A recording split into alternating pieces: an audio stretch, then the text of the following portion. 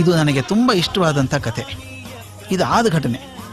ಅಮೇರಿಕದಲ್ಲಿ ಒಂದು ಮನೆ, ಪುಟ್ಟ ಹುಡುಗ, ತಂದೆ ಇಲ್ಲ, ತಾಯಿ ವಿಪರೀತ ಬಡತನದಲ್ಲಿ ಯಾರ್ದೋ ಮನೆ ಕೆಲಸ ಮಾಡಬೇಕು, ಕಸ ಮುಸ್ರೆ ಮಾಡ್ಕೊಂಡಿರ್ಬೇಕು.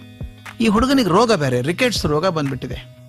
ಕೈ ಕಾಲೆಲ್ಲ ಕಡ್ಡಿ ಥರ ಆಗಿದ್ದಾವೆ, ಹೊಟ್ಟೆ ಊದ್ಕೊಂಡಿದೆ, ಯಾವಾಗಲೂ ಹಸಿವು, ಯಾವಾಗಲೂ ಅಜೀರ್ಣ, ಒದ್ದಾಡ್ತಾ ಇದ್ದ ಹುಡುಗ. ಗುಣ ಇಲ್ಲ, ಔಷಧಿ ಕೊಡೋಕೆ ದುಡ್ಡಿಲ್ಲ.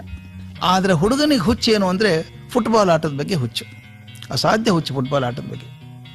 ಒಂದ್ಸಲ ಈಗ ರಸ್ತೆಯಲ್ಲಿ ಹೋಗ್ತಿರ್ಬೇಕಾದ್ರೆ ಒಂದು ಕಡೆ ಪೋಸ್ಟರ್ ನೋಡಿದ, ಒಂದು ಗೋಡೆ ಮೇಲೆ ಪೋಸ್ಟರ್ ಹಾಕಿತ್ತು. ಮುಂದಿನ ತಿಂಗಳು ನಮ್ಮ ಊರಿನ ಗ್ರೌಂಡಲ್ಲಿ ಫುಟ್ಬಾಲ್ ಮ್ಯಾಚ್ ಆಗ್ತದೆ, ದೊಡ್ಡ ಫುಟ್ಬಾಲ್ ಮ್ಯಾಚ್ ಆಗ್ತದೆ. ಅದರೊಳಗೆ ಅವತ್ತಿನ ಅತ್ಯಂತ ಶ್ರೇಷ್ಠ ಫುಟ್ಬಾಲರ್ ಅಂತ ಯಾರಿದ್ದಾರೋ ವಿಲ್ಸನ್, ಅವರು ಭಾಗವಹಿಸ್ತಾ ಇದ್ದಾರೆ ಅಂತ. ಹುಡುಗನ ತಲೆ ಗಿರ್ರಂದ್ಬಿಡ್ತು. ವಿಲ್ಸನ್ ಅಂದ್ರೆ ದೇವರೇ ಇದ್ದಂಗೆ ಹುಡುಗರಿಗೆಲ್ಲ. ಆಗಿನ ಕಾಲಕ್ಕೆ ಫುಟ್ಬಾಲ್, ಅಮೆರಿಕನ್ ಫುಟ್ಬಾಲ್ ಲೆಜೆಂಡ್, ಅವನು ಬದುಕಿದಾಗೆ ದಂತಕತೆ ಆದಂಥವನು. ಅವನು ಬರ್ತಾನೆ ಅಂತ ನೋಡ್ಬೇಕು ಅನ್ನಿಸ್ತು ಹುಡುಗನಿಗೆ. ಇವನಿಗೆ ಟಿಕೆಟ್ ತಗೋಬೇಕು ಅಂತ ಗೊತ್ತಿಲ್ಲ, ಗೊತ್ತಿದ್ರು ದುಡ್ಡಿಲ್ಲ. ಅವನೇನು ಮಾಡ್ದ, ಹೋದ ಫುಟ್ಬಾಲ್ ಆಟ ನೋಡೋಕೆ ಹೋದ. ಏನು ಜನ ಜನ ಜನ ಜನ 25-30 ಸಾವಿರ ಜನ ಸೇರ್ಕೊಂಡ್ಬಿಟ್ಟಿದ್ದಾರೆ. ಇವನೇನು ಮಾಡಿದ, ಆ ಹಲಗೆಯಿಂದ ಒಂದು ಗ್ಯಾಲರಿ ಮಾಡಿದ್ರಲ್ಲ, ಅದ್ರ ಕೆಳಗೆ ತೂರ್ಕೊಂಡು ಹೋದ. ಅವ್ನಿಗೇನು ಟಿಕೆಟ್ ಬೇಕಾಗಿಲ್ಲ, ಏನಿಲ್ಲ, ಕುರ್ಚಿನೂ ಬೇಕಾಗಿಲ್ಲ, ನೆಲದ ಮೇಲೆ ಕೂತ್ಕೊಂಡ, ಕಾಲು ಮಡಚ್ಕೊಂಡು. ಆಟ ಶುರು ಆಯ್ತು.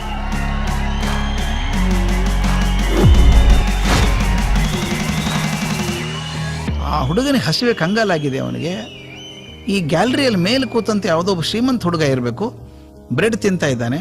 ಅವ್ನಿಗೆ ಇಷ್ಟ ಆಗಲಿಲ್ಲ ಅಂತ ಬಿಸಾಕ್ಬಿಟ್ಟ ಹುಡುಗ. ಈ ಹುಡುಗ ಕೆಳಗೆ ಕೂತಿದ್ನಲ್ಲ, ಟಪ್ ಅಂತ ಹಾರಿ ಹಿಡ್ಕೊಂಡ, ಮಣ್ಣೆಲ್ಲ ಜಾಡಿಸ್ದ. ಅದು ಎಂಜಲ ಆದದ್ದು ಅಂತ ಕಲ್ಪನೆ ಕೂಡ ಇಲ್ಲ ಅವನಿಗೆ. ಏನಾಕಾಗ್ಲಿ, ಹೊಟ್ಟೆಗೆ ಸಿಕ್ತಲ್ಲ ಬ್ರೆಡ್ಡು, ಅದು ತಿನ್ಕೊಂಡು ಹಿಂಗೆ ಕೈಯಲ್ಲಿ ಹಿಡ್ಕೊಂಡು ಚೂರು ಚೂರ ತಿನ್ಕೊಂಡು ಆಟ ನೋಡ್ತಾ ಇದ್ದ. ಆಟ ಮುಗೀತು.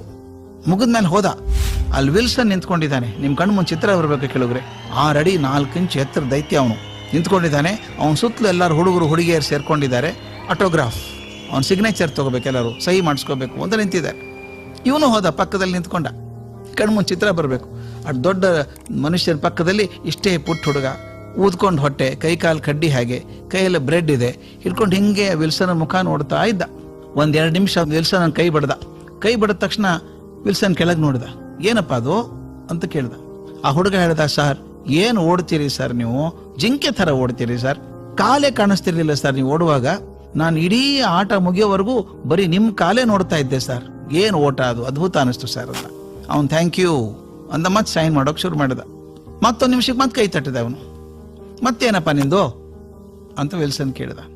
ಹುಡುಗ ಹೇಳ್ದ, ಸರ್ 2ನೇ ಗೋಲ್ ಹೇಗೆ ಹೊಡೆದ್ರಿ ಸರ್ ನೀವು, ಚೆಂಡು ನಿಮ್ಗಿಂತ ಮುಂದಿತ್ತು ಸರ್, ತಕ್ಷಣ ತಲೆ ಕೆಳಗೆ ಮಾಡಿ ಹಿಂದಿಂದ ಒದ್ರಲ್ಲ ಸರ್ ಕಾಲು, ಆ ಗೋಲ್ ಹೋಯ್ತದು, ಏನು ಅದ್ಭುತ ಗೋಲ್, ಇಂಥ ಗೋಲೇ ನೋಡಿರ್ಲಿಲ್ಲ ನಾನು, ಬಹಳ ಚೆನ್ನಾಗಿತ್ತು ಸರ್ ಅಂದ. ಆಯ್ತು ಥ್ಯಾಂಕ್ ಯು ಅಂದ, ಮತ್ತೆ ಸೈನ್ ಮಾಡೋಕೆ ಶುರು ಮಾಡಿದ. ಮತ್ತೊಂದು ನಿಮಿಷ ಮತ್ತೆ ಕೈ ಬಡ್ದ ಅವನು. ಈ ಸಲ ವಿಲ್ಸನ್ ಕೋಪ ಬಂತು. ಯಾಕೋ ತಿರ್ಗಾ ಕೈ ಬಡಿತೇ ನೀನು, ಏನ್ ಬೇಕಾಗಿತ್ತು ನಿನಗೆ, ಹೇಳಿ ನೋಡ ಅಂದ. ಆ ಹುಡುಗ ಒಂದು ಚೂರು ಗಾಬರಿ ಆದಂಗೆ ಅನಿಸ್ತು. ಅವ್ನು ಹೇಳ್ದ, ಸರ್ ನೀವೇನೇನು ಇದುವರೆಗೂ ಸಾಧನೆ ಮಾಡಿದ್ದೀರೋ, ಯಾವ ಮ್ಯಾಚಲ್ಲಿ ಎಷ್ಟು ಗೋಲ್ ಹೊಡೆದಿದ್ದೀರೋ ಎಲ್ಲವನ್ನೂ ಬರೆದಿಟ್ಕೊಂಡಿದ್ದೀನಿ ಸರ್ ಮನೇಲಿ.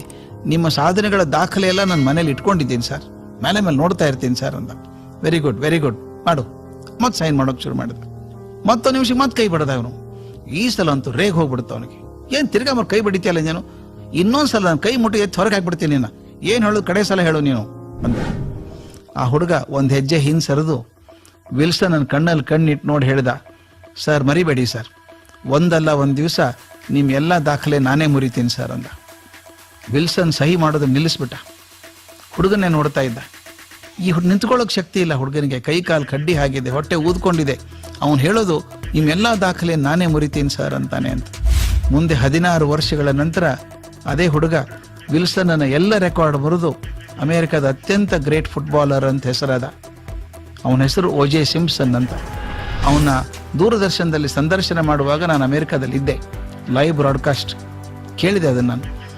ಆ ಸಂದರ್ಶನ ಮಾಡುವಂಥ ಹೆಣ್ಮಗಳು ಪ್ರಶ್ನೆ ಕೇಳಿದ್ಲು ಓಜೆ ಸಿಂಪ್ಸನ್ಗೆ, ಅಷ್ಟು ಬಡತನದಿಂದ ಬಂದವರು, ನಿಮಗೇನೂ ಅವಕಾಶಗಳಿರಲಿಲ್ಲ, ಆದ್ರೆ ಅವತ್ತೇ ಹೇಳಿದ್ರಂತೆ ವಿಲ್ಸನ್ಗೆ ನೀನು ಎಲ್ಲ ದಾಖಲೆಗಳನ್ನು ಮುರಿತೀನಿ ಅಂತ, ಅದು ಹೇಗೆ ಸಾಧ್ಯ ಆಯಿತು ನಿಮಗೆ ಅಂತ ಕೇಳಿದ್ಲು. ಆತ ಹೇಳಿದ, ಬಹಳ ಸುಲಭ ಇದೆ ಅಂದ. ನಾನು 2 ಮಾಡಿದ್ದು. ಒಂದು ಅತ್ಯಂತ ಎತ್ತರದ ಗುರಿ ಇಟ್ಕೊಂಡೆ, ಯಾಕಂದರೆ ವಿಲ್ಸನ್ಗಿಂತ ದೊಡ್ಡ ಫುಟ್ಬಾಲ್ ಆಟಗಾರ ಅವತ್ತಿರಲಿಲ್ಲ ಪ್ರಪಂಚದಲ್ಲಿ ಯಾರು. ನನಗೇನು ಕಾಂಪಿಟೇಷನ್ ಇದ್ರು ಅವ್ರ ಜೊತೆಗೆ, ಉಳಿದವ್ರ ಜೊತೆ ಕಾಂಪಿಟೇಷನ್ ಇಲ್ಲೇ ಇಲ್ಲ. ಅತ್ಯಂತ ಎತ್ತರದ ಗುರಿಯನ್ನು ಆರಿಸ್ಕೊಂಡೆ, ಮತ್ತೆ 16 ವರ್ಷಗಳ ಕಾಲ ಆ ಗುರಿ ಮೇಲಿನ ಕಣ್ಣು ತೆಗಿಲಿಲ್ಲ ಅಂತ. ಎರಡೇ ಕೆಲಸ ಮಾಡಿದ್ದು, ಎತ್ತರದ ಗುರಿ, ಆ ಗುರಿ ಎಡೆಗೆ ಬಿಡದ ಪರಿಶ್ರಮ. ಇದನ್ನು ನಾವು ಮಕ್ಕಳಿಗೆ ಹೇಳಬೇಕು ಸ್ವಾಮಿ. ಇದನ್ನೆಲ್ಲ ಏನೇನೋ ಮಾಡಕ್ಕೆ ಹೋಗ್ತೀವಿ. 40% ಬಂದರೆ ಸಾಕು, 60% ಬಂದರೆ ಸಾಕು, ಇಷ್ಟಾದರೆ ಸಾಕು, ಅಲ್ಪ ತೃಪ್ತಿ. ಎತ್ತರದ ಗುರಿ ಇಟ್ಕೊಳ್ಳಿ. ಗುಂಡಪ್ಪ ಹೇಳೋದು ಅದನ್ನೇ, ಘನ ತತ್ವ ಒಂದಕ್ಕೆ ದಿನರಾತ್ರಿ ಮರ ಸೋತು. ತತ್ವ ಸಣ್ಣದಿರಬಾರ್ದು, ಘನ ತತ್ವ ಇರಬೇಕು. ಕಣ್ಣು ಮುಂದೆ ದೊಡ್ಡ ತತ್ವ ಇಟ್ಕೊಳ್ಳಿ, ದೊಡ್ಡ ಗುರಿ ಇಟ್ಕೊಳ್ಳಿ. ಕಲಾಂ ಹೇಳ್ತಾ ಇದ್ರು ಮೇಲೆ ಮೇಲೆ, small goal is a crime ಅಂತ. ಸಣ್ಣ ಗುರಿ ಇಟ್ಕೊಂಡ್ರೆ ಅಪರಾಧ ಮಾಡಿದ ಹಾಗೆ. ಮಕ್ಕಳಿಗೆ ಎತ್ತರದ ಗುರಿ ಕೊಡಿ, ಆ ಗುರಿಯಡೆಗೆ ಪ್ರಯತ್ನ ಮಾಡೋದನ್ನು ಕಲಿಸಿ. O.J. ಸಿಂಪ್ಸನ್ ದೊಡ್ಡ ಸಾಕ್ಷಾತ್ಕಾರ ಮಾಡ್ಕೊಂಡಂಥ ಮನುಷ್ಯ. ಬರೀ ಎರಡೇ ಗುರಿ, ಎತ್ತರದ ಗುರಿ, ಸತತ ಪ್ರಯತ್ನ. ಅವೆರಡರಿಂದ ಜೀವನದ ಬಹುದೊಡ್ಡ ಸಾಧ್ಯತೆಗಳು ನಮ್ಮವಾಗ್ತವೆ ಅನ್ನೋದನ್ನು ಮಕ್ಕಳಿಗೆ, ತರುಣರಿಗೆ ಹೇಳ್ಕೊಡ್ಬೇಕಾಗಿದೆ.